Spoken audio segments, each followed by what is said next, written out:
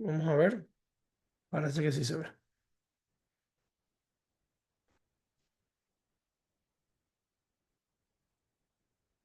Sí, perfecto. Ok. Entonces, vamos a comenzar con el capítulo número uno, que es el entrenamiento de la prelicencia para que tú puedas definitivamente estudiar y saber cómo estudiar para tu examen de prelicencia. Recuerda lo que te voy a decir. Todo esto es simplemente informativo. Esto no es una veracidad ni una confirmación de que las preguntas y las respuestas que te vamos a dar al final son las que van a salir en el examen. Pero si entras a tu plataforma de estudio, son con las que tú estás estudiando y con las que definitivamente tú vas a poder eh, capacitarte para poder entrenarte, ¿no? Entonces, bien importante, vamos a hablar un poquito de cómo llenar la solicitud y la suscripción y entrega de la póliza. Este capítulo es llenar la solicitud, suscripciones y entregar la póliza. ¿Ok? Para el que no me conoce, mi nombre es Rafael García. Ahí te dejo mis redes sociales para que puedas seguirme en Rafa García Mentoring en Instagram, también en Rafa García Mentoring en Facebook y Rafa García Mentoring en YouTube, ¿no? Entonces, el capítulo número uno está diseñado para que tú aprendas cómo tú vas a procesar, llenar y entregar. Entonces vamos a comenzar con el proceso de solicitud. O sea, lo que tú necesitas para poder procesar las solicitudes o las aplicaciones. Entonces, bien importante, muchachos. Hay ciertos términos que tú tienes que empezar a aprenderte y eso tienes que aprendértelo, te guste o no te guste para que tú puedas entender cómo funciona el examen. El examen está diseñado como un examen de esos de la vieja escuela. Es un examen está muy viejo, por decirlo así. Entonces tú también tienes que entender que nosotros en el mundo de los seguros hemos evolucionado muchísimo y este tipo de exámenes es como que si tú todavía practicaras la vieja escuela. ¿Qué es la vieja escuela? Cuando tú tenías que tener una planilla, tenías que llenar todo a mano, las solicitudes prácticamente tú ibas a casa del cliente y te sentabas a llenarlo todo a mano con bolígrafo, ¿no? Entonces, hay ciertos términos que tú tienes que tener bien claro, que te los tienes que aprender sí o sí, así no se haga ahorita así. O sea, en este momento de nuestra vida todo se hace online, pero el examen no está así. Entonces, tú necesitas tratar de respirar profundo, internalizarlo y entender que necesitas aprenderte estos términos. Entonces, término número uno, asegurador de campo. ¿Qué es un asegurador de campo? Es el agente que solicita la venta. El agente eres tú, ¿ok? Es la persona que se reúne con el cliente y llena la aplicación. Eso lo haces tú como agente de campo, ¿bien? Lo vas a ver mucho en algunas preguntas. Número dos, divulgación en el punto de venta. ¿Qué significa eso?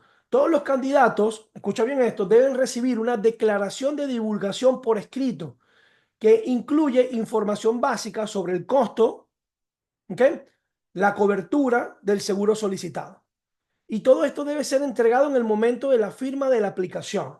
Entonces, estas son cosas, yo te estoy haciendo un resumen del capítulo, ¿ok? Cuando tú vas a estudiar en Exam FX o en Excel Solution, lógicamente vas a tener un capítulo mucho más extenso. Yo lo que estoy haciendo es un resumen de las cosas más importantes que nosotros hemos escuchado de que a otras personas le han salido justamente en lo que es el examen, ¿no? Entonces, estas son algunas cosas que son como resumen, ¿no? Número tres, la solicitud. ¿Qué es la solicitud? ¿Ok? Escucha bien, es la fuente básica de información. Escucha bien esto, ¿ok? Y está dividida por partes. Ahora, cuando tú más o menos estás llenando una solicitud, tienes tres partes, que es la parte número uno, que es la información general, que es la información general donde tú vas a escribir los datos de tu cliente, de la persona que quiere comprar el seguro. Número dos, después viene la información médica, que es la información de la situación médica de cómo está tu cliente o el prospecto. Y número tres, la parte 3 es el informe de la gente. Así se divide la solicitud. Tienes que aprenderte eso porque te preguntan en el examen ciertas preguntas como estas, ¿no? Número 4, firmas requeridas. Siempre que tú vas a hacer una aplicación necesitas tener varias firmas. Número uno, la del agente. ¿Quién es el agente? el asegurador de campo. Número dos, asegurado propuesto. ¿Quién es el asegurado propuesto? Tu prospecto, tu candidato o el cliente. Número tres, el titular o el dueño de la póliza. Ojo, normalmente es el mismo.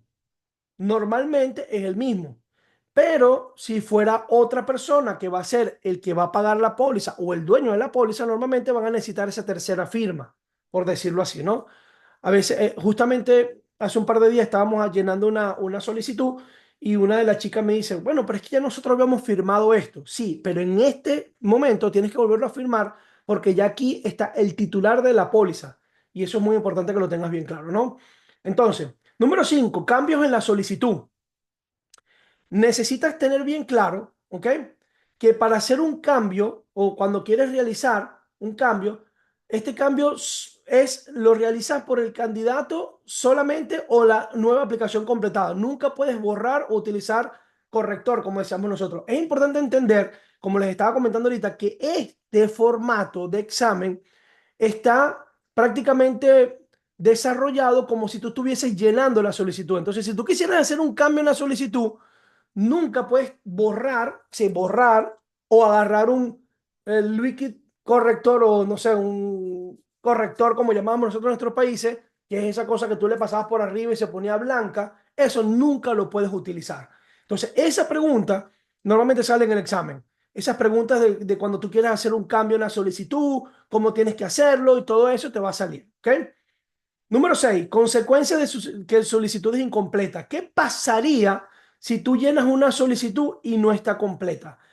Vuelvo y repito, eso pasaría cuando tú estás llenando una solicitud a mano, pero hoy en día cuando tú te metes a hacerlo por internet, no te deja pasar o no te deja terminar la solicitud si hay algo incompleto.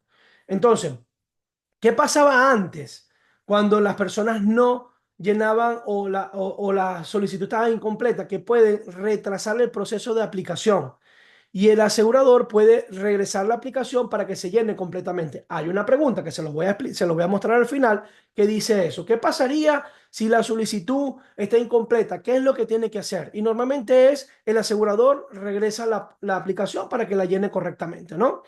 Entonces, solicitudes incompletas. El asegurador renuncia al derecho de información si la póliza es emitida con información incompleta. ¿Qué significa eso?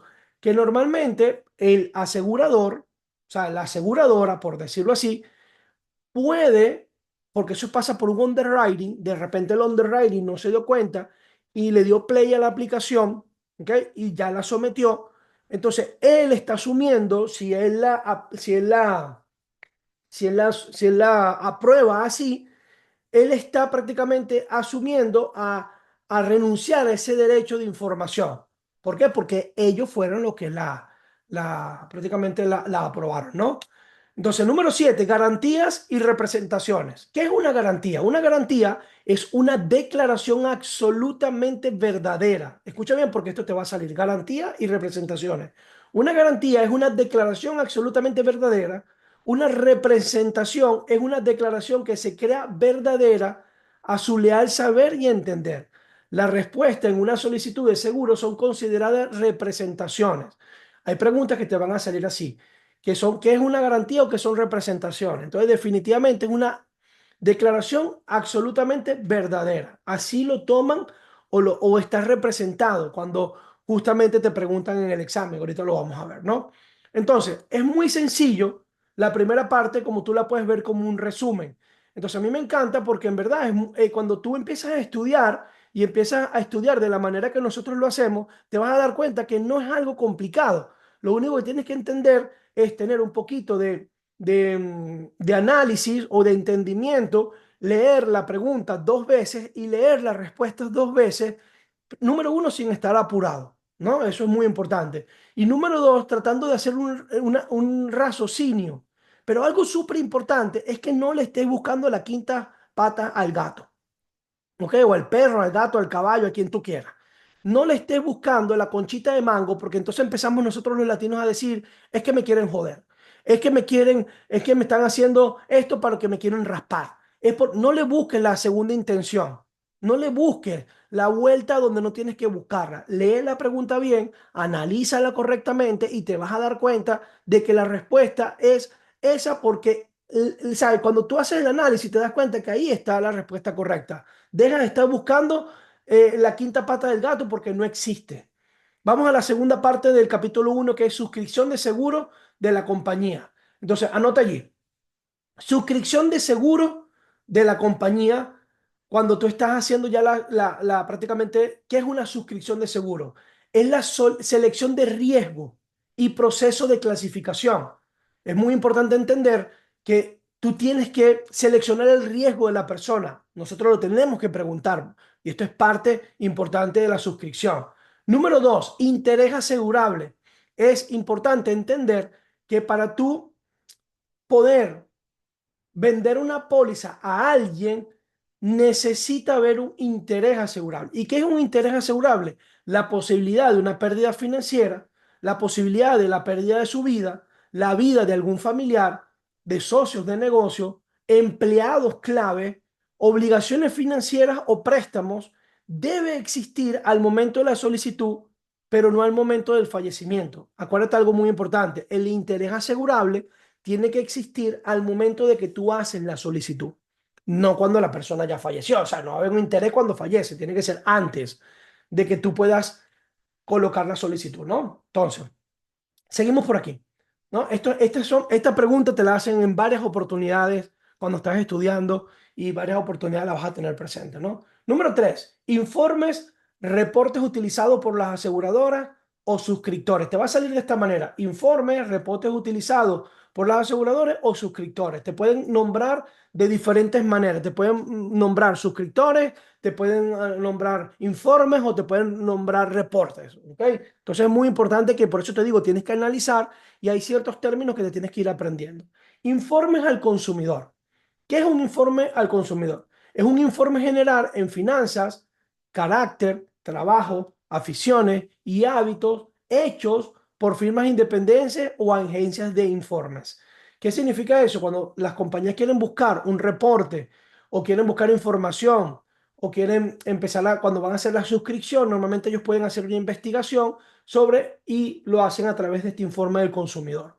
¿Ok? Puede ser a través de finanzas, puede ser de repente los trabajos que la persona ha hecho, aficiones, no sé, de repente hábitos o lo que no sé, el carácter de la persona, todo eso influye mucho, ¿no? ¿Ok? Otros informes que también existen, que también pueden salir así, informes, reportes de investigación al consumidor son similares, pero incluye una entrevista con amigos y asociados. Escucha muy bien esto.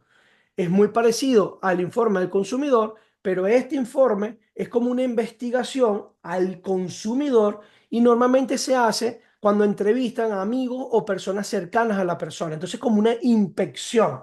Es parecido, pero se le agrega esta investigación. ¿Ok? Esta investigación también la pudieras hacer tú, pero normalmente no es así. ¿Ok?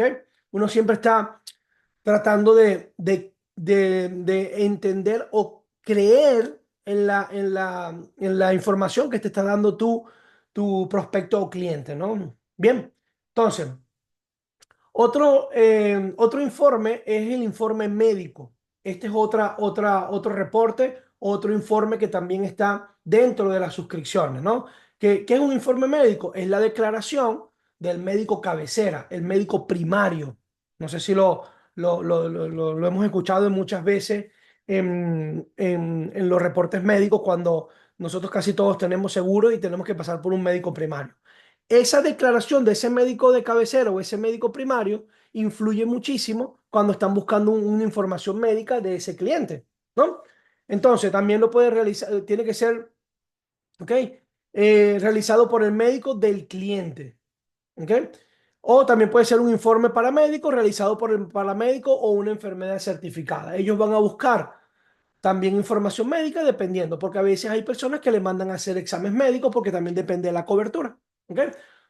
Otro informe es Oficina de Información Médica, ¿ok? Que se llama MIB por sus siglas en inglés, que son organizaciones de comercio sin ánimos de lucro, patrocinados por compañías, miembros que recolectan información médica no favorable por parte de las aseguradoras. Esta pregunta sale en el examen. Te van a preguntar justamente la organización que se encarga de recolectar información médica, pa, pa, pa, pa, ¿quiénes son los responsables? Entonces son los aseguradores. Y a veces te preguntan que no tienen ningún fin de lucro, por lo menos un ánimo de lucro, ¿no? Te preguntan esas cosas. Entonces, ¿cuál es el objetivo? Proteger contra el fraude y mantiene bajo los costos de seguro. O sea, el objetivo de esta organización, número uno, es poder recolectar la información médica correspondiente. Es como un burú de crédito, pero es un burú médico, ¿no? ¿Y quién conforma este burú? Las aseguradoras. ¿Sabes? Todas las aseguradoras participan aquí y no hay ningún fin de lucro, ningún ánimo de lucro en este tipo de información médica o en esta oficina, ¿no? Por decirlo así. ¿Cuál es el objetivo? Proteger contra fraude y mantener los costos de los seguros bajos. Ese es como el objetivo principal, ¿no? Otro tipo de informes, exámenes médicos y exámenes de laboratorio, incluyendo, por decirte algo, el HIV, ¿no? Entonces, es muy importante, si se necesita un examen médico, escucho muy bien esto, si se necesitaría un examen médico, lo paga la aseguradora o el asegurador. Mire, esta cosa es muy importante, muchachos, y quiero que lo anoten ahí, lo tengan lo apunten. Normalmente en el examen no te dicen la aseguradora, y eso es muy importante, dicen el asegurador. Hay una pregunta que es de esas que nosotros decimos que es una concha de mango, que te dicen, te preguntan algo no sé, de los exámenes médicos, ¿quiénes son los responsables de pagar el examen médico de un cliente? Te van a poner asegurador, agente, cliente y el asegurador. Cuando yo leí esa pregunta, yo decía, ahí es típico latino, ¿no? Uno dice, verga, me están jodiendo. Porque te ponían asegurador y el asegurador. Y la respuesta correcta es el asegurador, así como lo dice y lo paga el asegurador. Aunque tú no lo creas, si pone por lógica, tú dices asegurador, pero no es asegurador, es el asegurador. Entonces, el asegurador debe divulgar el uso del examen también de HIV, si fuera el caso que lo están pidiendo, yo tener autorización por escrito de parte del candidato. O sea, tiene que notificarlo y necesita tener una autorización para poder hacerlo, ¿no? Otra pregunta de examen es ley de informes crediticios justos, se llama Fair Credit Reporting Active. Esta ley de informes crediticios justos también sale en el examen una pregunta. La ley federal establece como procedimiento para las agencias de informe que garantizan la confidencialidad de la información. Entonces, protegen la confidencialidad de la información, su relevancia y su adecuada utilización. Esta ley está dirigida para poder proteger, ¿ok?, a los consumidores contra la circulación de información incorrecta u obsoleta. ¿Ok? Porque a veces pasa que puede ser que te negaron un seguro y puede ser que esa información esté obsoleta. Hace unos días nos pasó con una persona que le negaron el seguro por un tema de licencia o alguna cosa de motor, ¿no? Dice ahí, ¿no? Algún reporte de motor. Tú como cliente tienes la oportunidad de poder refutar esa información y decirle, y si tú sabes que eso está mal, tú puedes exigir que te cambien esa información para que no sea incorrecta o obsoleta. ¿Ok? También le da derecho al consumidor de saber lo que está incluido en ese informe del consumidor. Entonces, esta pregunta siempre sale. Bien. Número cuatro, clasificación de riesgo. Cuando nosotros vamos a hacer la clasificación de riesgo en nuestro cliente, existen diferentes tipos de riesgo. Entonces, anota ahí, preferencial o preferente, ¿ok? Que es mejor que el promedio. Ahí te va a decir que la prima es más baja. Estándar, que es el promedio, ¿ok? Que son las personas que de repente tienen un poquito de sobrepeso, no están físicamente activos, tienen, o sea, un poquito más de lo promedio que existe en la calle, ¿no? Que es el estándar. Y el subestándar es como el peor riesgo, o sea, el peor riesgo que el promedio, y normalmente las primas son calificadas. ¿Qué dice calificadas? Que pueden ser más altas. Eso lo va a decidir la compañía de seguro según el riesgo que la persona tenga. Entonces tenemos tres tipos de riesgo: preferencial o preferente, estándar y subestándar. Esto te va a salir en varias oportunidades cuando estemos haciendo el examen y la prelicencia y todo esto, ¿no? Entonces, parte 3 del capítulo 1, entrega de la póliza. ¿Ok? Entonces vamos aquí, entrega de la póliza. Número uno, inicio de la cobertura. Esto te lo preguntan a cada rato. ¿Cuándo inicia la cobertura? Cuando la póliza se entrega a menos que se pague la prima por adelantado. Ejemplo, tú entregas la póliza en ese, acuérdense que estamos hablando de el momento cuando una persona, yo como agente, tenía la información y tenía que entregar la póliza a mi cliente, ¿no? Por decir un ejemplo, le entregaba la póliza a mi cliente. Ahora, bueno, ahorita lo van a ver aquí en recibo condicional, ¿no? Inicio de la cobertura cuando la póliza se entrega a menos de que pague la prima por adelantado, porque normalmente la prima se pagaba cuando tú ibas a entregar la póliza prácticamente que tú estabas aprobado, ¿no? Ahorita prácticamente tú haces todo y después que te aprueban, ahí te vas a dar cuenta que te cobran la primera cuota y ahí es donde dice issue pay, o sea, dice issue y después te dice cuando ya la póliza está activa, ¿no? Número dos, recibo condicional. Escucha bien esto. Un recibo condicional justamente era como un, bueno, como su nombre lo dice, un recibo que uno como agente le hacía a nuestro cliente. Entonces, justamente la cobertura, si existía este recibo condicional, comienza el día de la aplicación o el día del examen médico.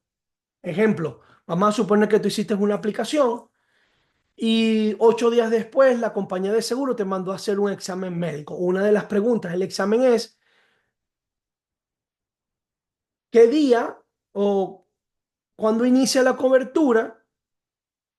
Si una persona le mandan a hacer un examen médico 10 días después, ¿cuándo inicia la cobertura?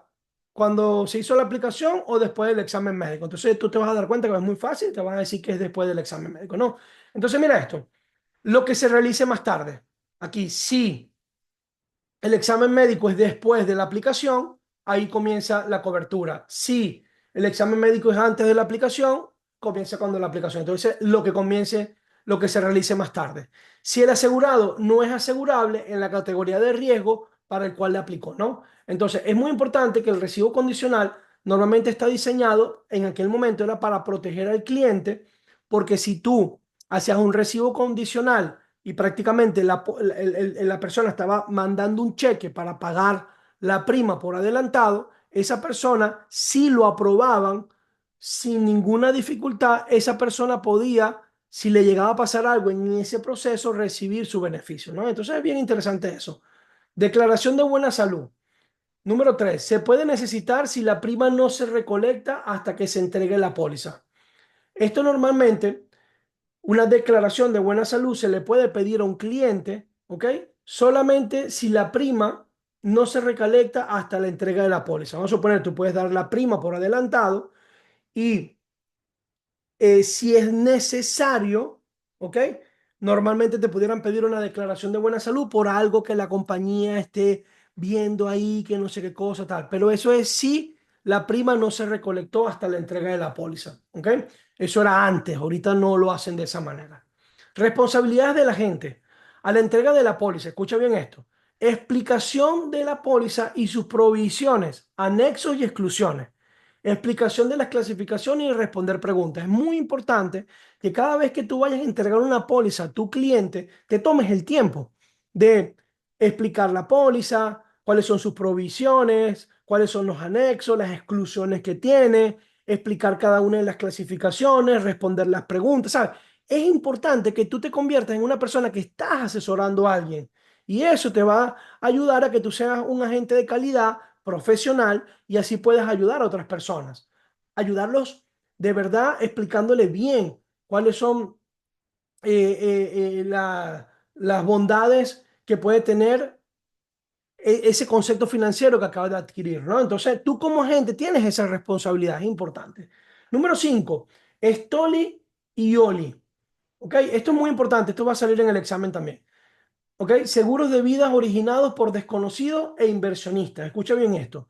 Pólizas que no son compradas con la intención de venderlas para obtener una ganancia. Interés asegurable no existe. Pólizas que son compradas con la intención de venderlas para obtener una ganancia. Interés asegurable no existe.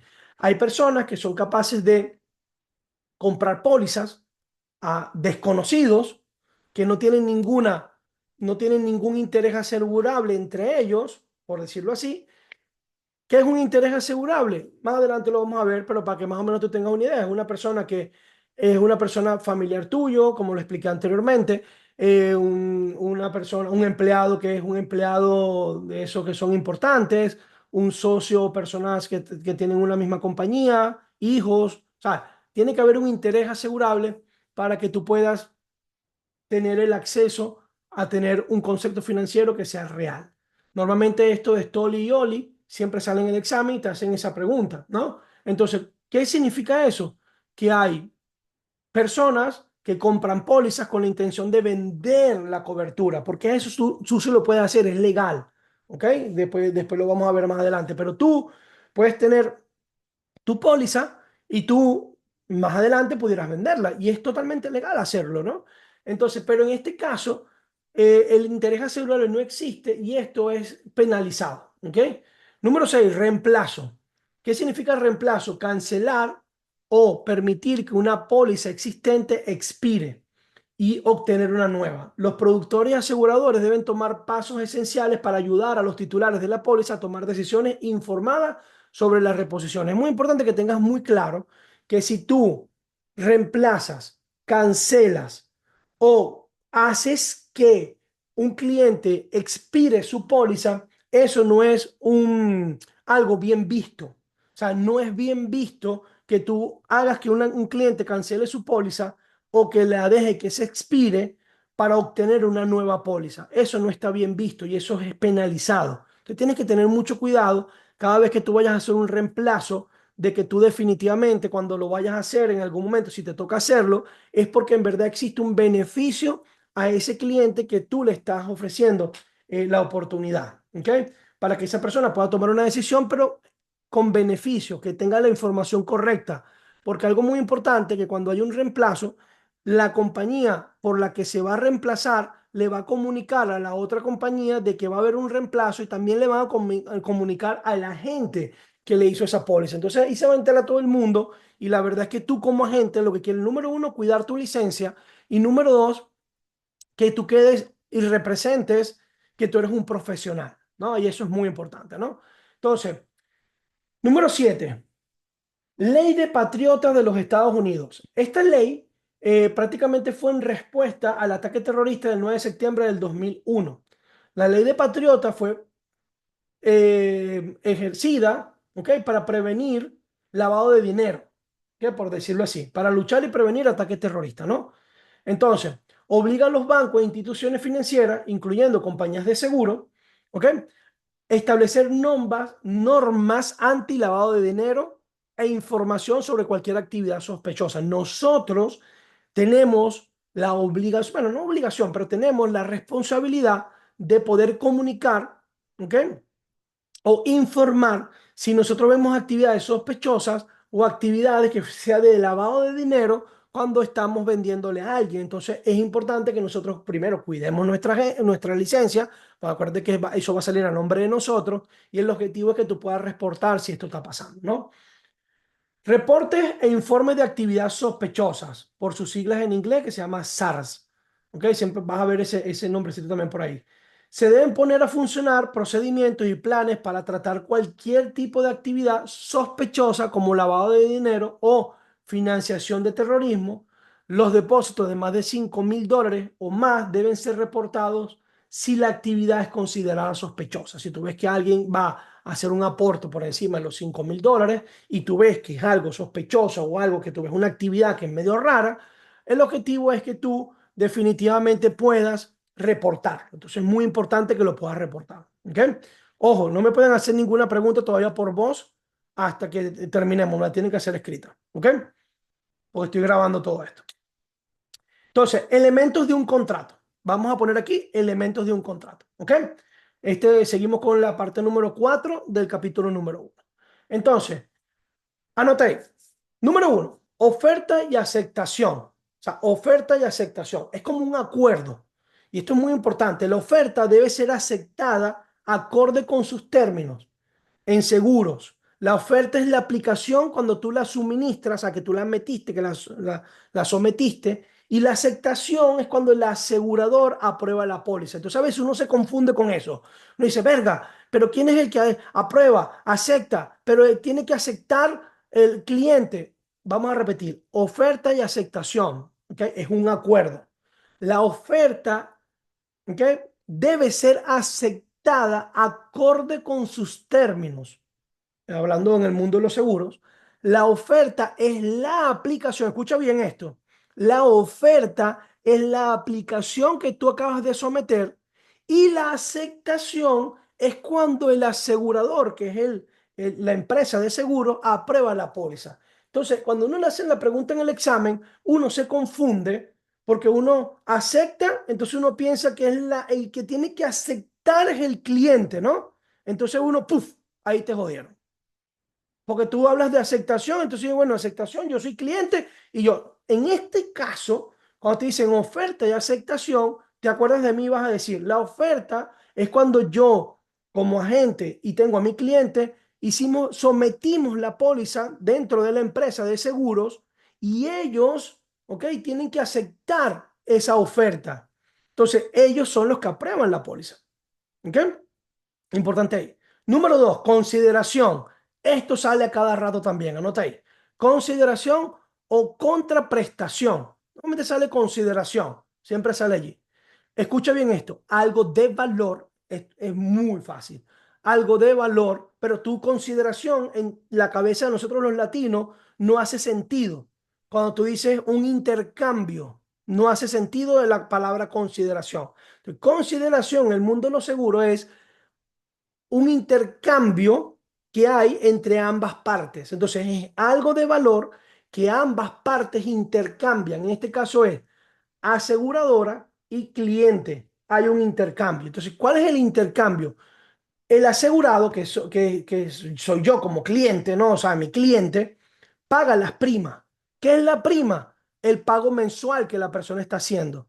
Y el asegurador, que es la compañía de seguro, se compromete a pagar el beneficio en caso que se produzca una pérdida. Entonces, ¿cuál es la consideración ahí? Que yo pago la prima y la empresa de seguro me paga un beneficio si hay una pérdida, si se produce una pérdida. Entonces, eso se le llama consideración.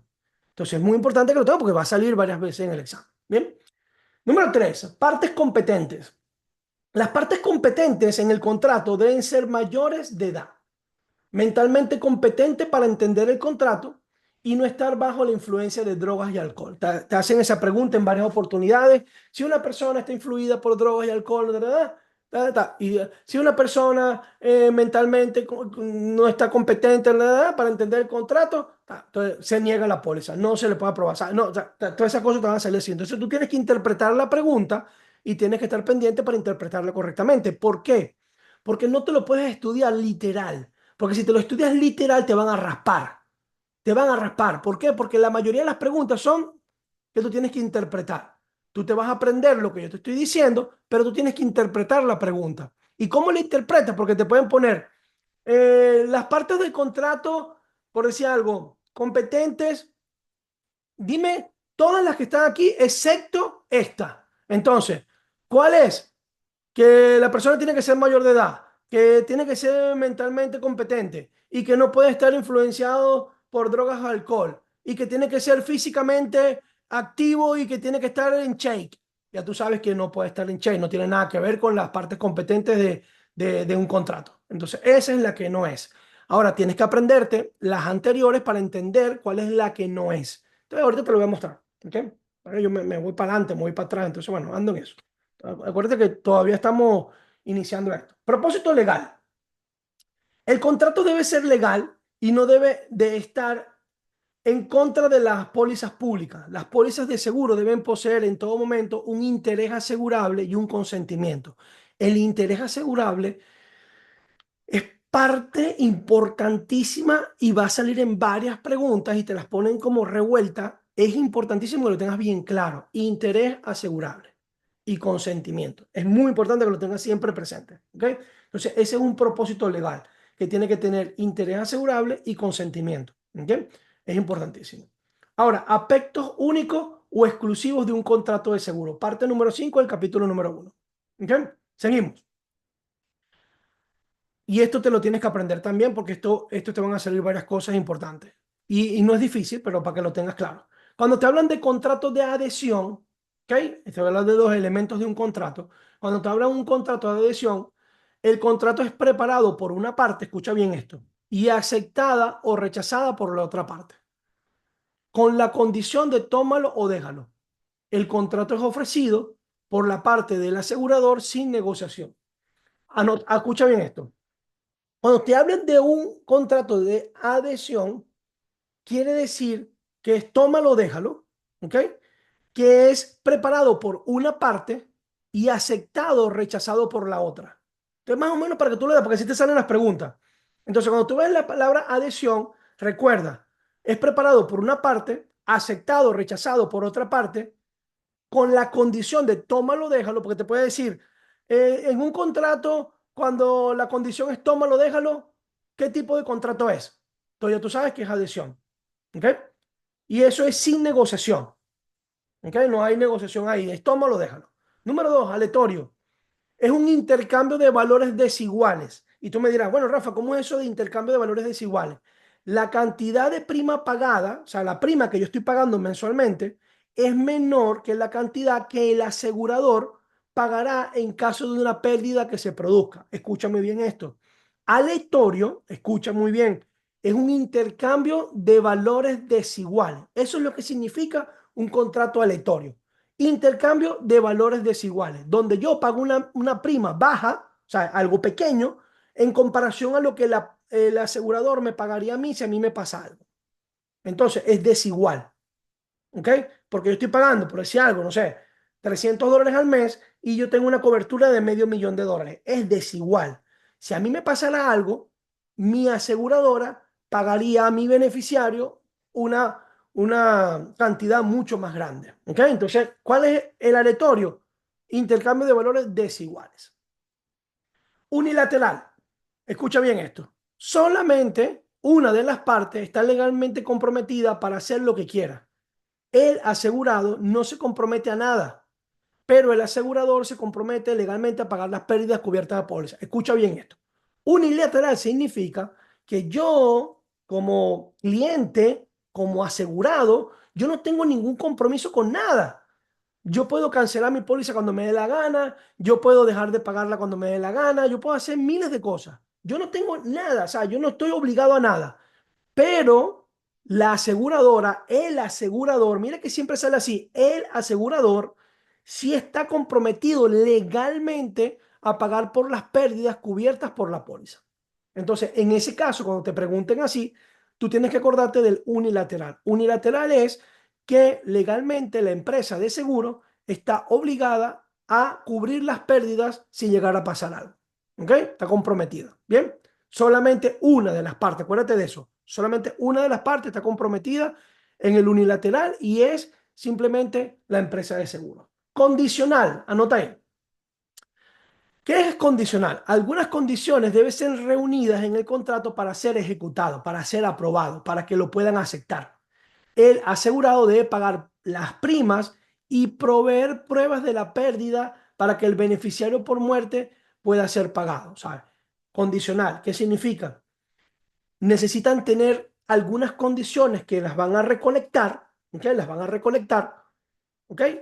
En el contrato, pero el asegurado tiene que estar pagando las primas y proveer pruebas si así es necesario para que el beneficiario por muerte pueda ser pagado. O sea, necesitan pruebas si fuera necesario, porque tú tienes que probar de que esa persona falleció, ¿me entiendes?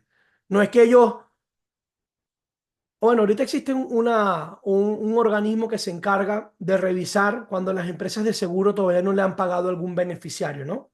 Pero normalmente el que hace el reporte de que esta persona falleció es la familia a la empresa de seguro. O sea, no es la empresa de seguro que está pendiente. Ah, este se murió, vamos a pagarle. No, eso no es así. ¿Ok? Ahorita existe un organismo que te ayuda, una empresa que te ayuda, pero un contrato condicional, normalmente cuando habla de condicional, acuérdate de esto, es normalmente cuando empiezan a reunir, ¿ok? Todo lo que son las pruebas y empiezan a investigar que el asegurado haya pagado las primas y empiezan justamente para que tú puedas tener esas condiciones bien establecidas y así le puedan pagar al beneficiario. ¿Ok? Entonces, aquí van algunas preguntas del quiz. Yo sé que muchos me estarán preguntando, Rafa, ¿y esta información me la van a pasar? Correcto, sí. Gracias, Carlos, por avisarme. Ahorita lo cambio, el 11 de septiembre. Es verdad. Entonces, preguntas del quiz. Aquí te voy a mostrar varias preguntas. Esta información yo lo voy a pasar por el grupo, ¿ok? Para que tú puedas ir estudiando. Estas preguntas que te voy a mostrar son preguntas tan sencillas como esta. Te voy a poner la pregunta, te voy a poner la respuesta correcta y después te voy a explicar por qué la respuesta es así. Vamos a ponerte un ejemplo. Entonces dice aquí, ya que una póliza de seguro es un contrato entre un asegurador y un asegurado, debe cumplir con las leyes estatales que gobiernan los contratos que requieren todos los siguientes elementos excepto. Esta palabra excepto tienes que estar muy claro de lo que significa. Aquí te están diciendo que te van a poner cuatro opciones, tres, ¿ok? Son verdad y una no es. ¿Ok? Entonces, aquí te están diciendo, ya que una póliza de seguro es un contrato entre un asegurador y un asegurado, que el asegurado, en este caso soy yo como cliente, debe cumplir con las leyes estatales que gobiernan los contratos que requieren todos los siguientes elementos. Entonces te van a poner cuatro, tres elementos son verdad y uno no es verdad. En este caso, en esta pregunta, condiciones no es verdad. Y te dice aquí abajo, mira, condiciones es una parte de la estructura de la póliza. Consideración es una parte esencial del contrato. Entonces ahí tú tienes consideraciones y tienes condiciones. Entonces a veces uno se confunde con esas pequeñas cosas. Entonces aquí yo te estoy dando la pregunta, la respuesta correcta y el porqué de esa respuesta. Te vamos a ver otra. Un inversor, escucha bien esto, compra una póliza de vida por una persona mayor de edad con el fin de venderlo por una liquidación de seguros de vida. Este es un ejemplo de lo que les comentaba anteriormente, es una póliza Stoli. Las pólizas de seguro de vida iniciadas por desconocidos suelen ser adquiridas por personas que no tienen relación con el asegurado, con la intención de venderlos a las liquidaciones de seguros de vida. Entonces, ¿qué es una póliza Stoli? Aquí te lo está diciendo. Normalmente cuando la compran es comprada por desconocidos, ¿ok? Que suelen adquirir este tipo de póliza, ¿ok? Que no tienen ninguna relación o ningún interés asegurable con la persona que está comprándole la póliza. Y eso es ilegal, ¿ok? Eso no se puede hacer. Bien. Entonces aquí te está diciendo, si un inversor compra una póliza de vida por una persona mayor de edad con el fin de venderlo en una liquidación de seguros de vida, ¿qué ejemplo sería este tipo de póliza? Te ponen varias pólizas, varios tipos de póliza y te dicen póliza Stoli. Entonces tú tienes que acordarte que cuando una persona, un inversionista quiere comprar una póliza a una persona que es totalmente desconocida, que no tiene ningún interés asegurable, este tipo de pólizas se llaman Stoli o IOLI. ¿Ok? Bien. Número 3. Bajo la ley de informes imparciales de crédito, lo que estábamos hablando ahorita, si un consumidor cuestiona la exactitud de la información contenida en un informe de investigación o del consumidor, la agencia de informe debe responder a la queja del consumidor, lo que le estaba explicando anteriormente. Tú como consumidor tienes la oportunidad bajo este tipo de leyes, que son leyes de informes imparciales de crédito, poder refutar cualquier información, ¿ok? Tienes derecho de solicitar la información sobre el informe, las razones del rechazamiento y cualquier decisión del aseguramiento adverso. La agencia de reporte se requiere responder a la queja del consumidor en caso de la necesidad de investigar y el informe de nuevo. Tú como cliente, si te llegan o si tienes un cliente que lo rechazan porque, no sé, por un reporte crediticio o por un problema de una deuda o por problemas de la licencia y eso ya tú lo corregiste, tú puedes justamente responder tú tienes la oportunidad, tienes el derecho de pedir esta información y que te cambien esta información en este reporte. Entonces, la empresa de leyes, la ley de informes imparciales de crédito, tiene que responder a la queja del consumidor. ¿Ok? Número 4. En la formación de un contrato de seguro, cuando ocurre una aceptación generalmente, ¿ok? Entonces, en la formación de un contrato de seguro, cuando ocurre, esta palabrita es importante, aceptación, generalmente, ¿ok? ¿Qué es lo que se tiene que hacer? Cuando un suscriptor del asegurador aprueba la cobertura. Normalmente cuando tú aceptas, tú estás aprobando la cobertura. O sea, cuando un suscriptor de la aseguradora aprueba la cobertura. Entonces, en seguro, escucha bien esto, la oferta usualmente se hace por el aspirante en la forma de solicitud. O sea, yo como aspirante hago una solicitud. La aceptación ocurre cuando un suscriptor empleado por el asegurador aprueba la solicitud. Cuando están haciendo underwriting, hay una persona que acepta, ¿ok? Justamente la, la, cuando, lo que uno está sometiendo, pues la solicitud que uno está haciendo. Entonces, uno como asegurado, como aspirante, metes la solicitud y tú vas a tener una persona que es un underwriting que trabaja para la empresa de seguro, que son los que justamente aceptan generalmente este tipo cuando uno hace la solicitud, por decirlo de esa manera. Entonces, número 5, el término ilustración en una póliza de seguro de vida se refiere a una representación de los elementos no garantizados. Esto es muy importante, muchachos. Cuando tú haces una ilustración, los elementos, ¿ok?, que tú estás presentando allí son no garantizados. Entonces, el término ilustración en una póliza de seguro de vida significa una presentación o representación que incluye elementos no garantizados. Es una proyección, ¿ok?, de una póliza de seguro de vida personal o de grupo durante un periodo o varios años. ¿Ok? Entonces,